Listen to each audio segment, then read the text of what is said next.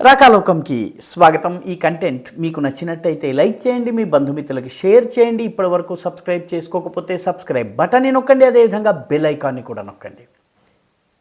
మహారాష్ట్రలో ఘన విజయం సాధించిన తరువాత మహాయుతి ప్రభుత్వం బీజేపీ, శివసేన ఏకనాథ్ షిండే గ్రూప్, అదేవిధంగా అజిత్ పవార్ గ్రూప్ ముఖ్యమంత్రిని ప్రకటించడంలో ఇంత ఆలస్యం ఎందుకు చేస్తున్నాయి?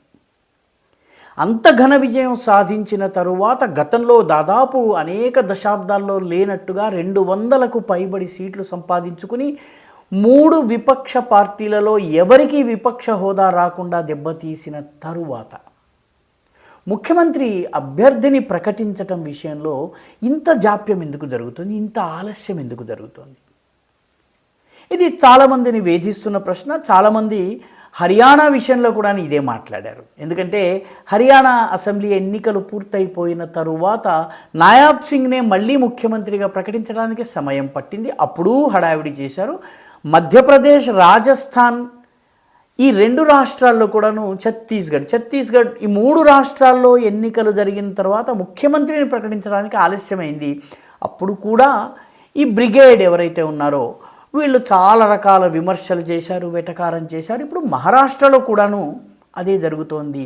మహారాష్ట్రలో ప్రస్తుతము ఏకనాథ్ షిండే అలిగారని, ఏకనాథ్ షిండే తనకు ముఖ్యమంత్రి పదవి ఇవ్వకపోతే తిరుగుబాటు చేస్తారని, అందుకే ఏకనాథ్ షిండేని బుజ్జగించే ప్రయత్నాలు జరుగుతున్నాయి. అందుకే ముఖ్యమంత్రి పేరును ప్రకటించడం జరగడం లేదు. ఒకవేళ గనక బీజేపీ తరఫున ముఖ్యమంత్రి ఉంటే దేవేంద్ర ఫడ్నవీస్ కాక ఇంకెవరన్నా ఉంటే బాగుంటుంది, వేరే ఎవరైనా సరే మాకు ఓకే అని చెప్పి కొన్ని పార్టీలు అన్నట్టుగా రకరకాల ప్రచారాలు జరుగుతూ ఉన్నాయి.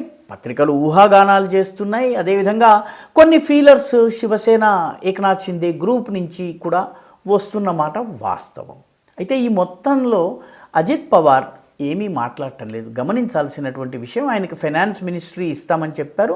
ఆయన ముఖ్యమంత్రి పదవి రాదన్నది ఆయనకి స్పష్టమైపోయింది కాబట్టి ఆయన మౌనంగా ఉన్నారు. కానీ ఏకనాథ్ షిండే గ్రూప్ కొంత హడావిడి చేస్తుంది. దీనిని ఉపయోగించుకుని మీడియాలో ఉన్నటువంటి ఒక వర్గము చాలా హడావిడి చేస్తుంది. ఎందుకంటే ప్రాంతీయ పార్టీలు ఒంటి స్తంభం మేడల్లో ముఖ్యమంత్రి ఎవరు అన్నటువంటి ప్రశ్న ఉండదు. కానీ జాతీయ పార్టీలు, ముఖ్యంగా అనేక మంది నాయకులు ఉన్నటువంటి అనేక పార్టీలు కలిసి కూటములు ఏర్పాటు చేసినటువంటి చోట ముఖ్యమంత్రి ఎవరు అన్నటువంటి విషయంలో కొంత సందిగ్ధం ఉండడం అనేది సహజం. అయితే మహారాష్ట్రలో ప్రస్తుతం జరుగుతున్నటువంటి ఆలస్యం, ఈ ఆలస్యం వెనుక కూడా బీజేపీ స్ట్రాటజీ ఏదైనా ఉందా? ఇది కొందరికి వస్తున్నటువంటి అనుమానం. ఎందుకంటే కావాలనే బీజేపీ ఈ ఆలస్యం చేయడం ద్వారా ఏకనాథ్ షిండేకి అతని బలహీనతలు ఏమిటో తెలిసేలా చేస్తున్నాయా? ఎందుకంటే ఏకనాథ్ షిండేకి గెలిచినటువంటి ఎమ్మెల్యేల్లో దాదాపు 16 నుంచి 18 మంది ఎమ్మెల్యేలు శివసేన టికెట్ మీదకి నెగ్గారు. కానీ వాళ్ళందరూ బీజేపీ మనుషులు.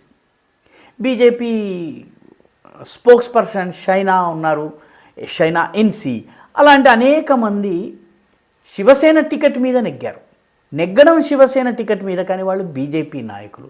ఈ 16 మంది తిరుగుబాటు గనక చేసినట్లయితే,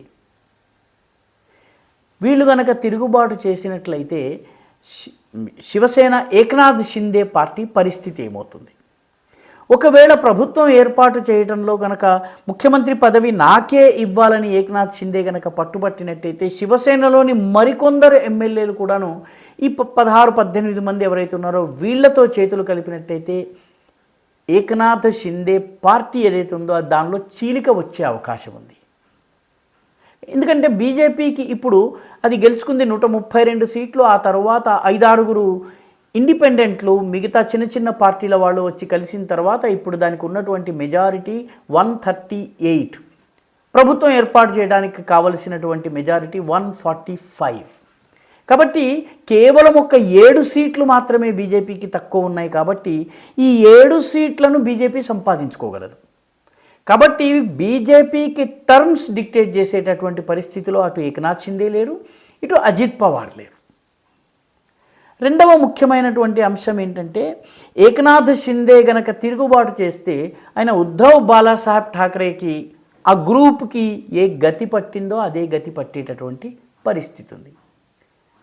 మరికొన్ని ఊహాగానాలు ఎలా వినిపిస్తున్నాయంటే శివసేన ఉద్ధవ్ బాలాసాహెబ్ ఠాకరే గ్రూప్, అదేవిధంగా శరద్ పవార్ గ్రూప్లో ఉన్నటువంటి ఎమ్మెల్యేలు కూడా పార్టీ ఫిరాయించి వచ్చి బీజేపీలో కలిసే అవకాశం ఉంది.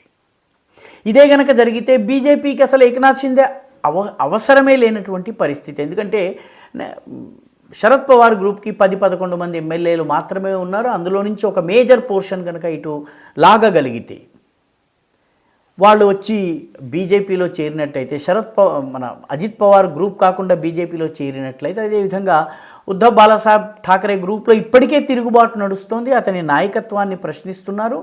కాంగ్రెస్ కూటమి నుంచి బయటకు రావాలన్న ఒత్తిడి పెరుగుతోంది. వీళ్ళు గనక బీజేపీలో జాయిన్ అయినట్టయితే ఏకనాథ్ షిందేకి మొదటికే మోసం వస్తుంది. కాబట్టి ఆయన అత్యధిక సీట్లు గెలుచుకున్నటువంటి బీజేపీకి ముఖ్యమంత్రి పదవి వదలక తప్పని పరిస్థితి. అందుకే ఆయన ఆదివారం సాయంత్రానికి అమిత్ షా, నరేంద్ర మోదీ ఏం చెప్తే అదే చేస్తాను, నాదంటూ వేరే నాకు ముఖ్యమంత్రి కావాలన్నటువంటి కోరిక లేదు, మహారాష్ట్రలో బీజేపీ శివసేన ప్రభుత్వమే ఏర్పాటవుతుంది అని ఆయన ప్రకటించారు. కాబట్టి ఏకనాథ్ షిందేని నియంత్రించడంతో పాటు మిగతా 2 పార్టీలు 10 సీట్లు, 15 సీట్లు, 20 సీట్లు గెలుచుకున్నటువంటి పార్టీల నుంచి కనుక ఎమ్మెల్యేలు వచ్చినట్లయితే, బీజేపీకే సొంత మెజారిటీ వచ్చినట్లయితే అసలు మహారాష్ట్ర రాజకీయాల స్వరూపం మారిపోతుంది. కాబట్టి ఏకనాథ్ షిందేని ఆయన స్థానం ఏమిటో ఆయనకు చూపించడంతో పాటు ఈ 2 పార్టీలను కూడా మరింత బలహీనం చేసేటటువంటి ప్రయత్నంలోనే బీజేపీ అసలు ముఖ్యమంత్రి ప్రకటనను ఆలస్యం చేస్తోందా? ఇది మహారాష్ట్ర రాజకీయాల్ని చాలా క్లోజ్గా పరిశీలించేటటువంటి వాళ్ళకు వస్తున్నటువంటి సందేహము. బీజేపీ నాయకత్వమే ఈ ఆలస్యం చేయటం వల్ల ఈ మిగతా పార్టీల నుంచి ఎంతమంది రాగలరు, ఎవరు రాగలరు, బీజేపీకే సొంత మెజారిటీ అంటే మరొక 7 సీట్లు మాత్రమే కావాలి, వాటితోటి ప్రభుత్వం ఏర్పాటు చేయగలిగే స్థితికి వచ్చినట్టయితే ఈ ప్రభుత్వాన్ని ఏకనాథ్ షిందేయో అజిత్ పవారో కంట్రోల్ చేసి లేకపోతే బ్లాక్మెయిల్ చేసేటటువంటి అవకాశం లేకుండా చేస్తున్నారా? మహారాష్ట్ర పాలిటిక్స్ని అధ్యయనం చేస్తున్నటువంటి వాళ్ళు, పరిశీలిస్తున్నటువంటి వాళ్ళు లేవనెత్తుతున్నటువంటి ప్రశ్న ఇది. ఎందుకంటే బీజేపీ చాలా స్పష్టంగా దేవేంద్ర ఫడ్నవీసే మా ముఖ్యమంత్రి అభ్యర్థి, 5వ తారీఖున ఆయనే ముఖ్యమంత్రిగా పదవీ ప్రమాణ స్వీకారం చేస్తారని చెప్పారు. మిగతా పార్టీలు తమను తాము ఈ వాస్తవానికి అడ్జస్ట్ అయ్యేలాగా చేసేందుకు బీజేపీ ప్రయత్నిస్తున్నట్టుగా కనిపిస్తోంది మహారాష్ట్రలో చూసినట్టయితే. ఈ వీడియో మీకు నచ్చినట్టయితే లైక్ చేయండి, షేర్ చేయండి, ఈ ఛానల్కు సబ్స్క్రైబ్ చేయండి, మీ అభిప్రాయాన్ని కమెంట్ల రూపంలో తప్పనిసరిగా పంపించండి.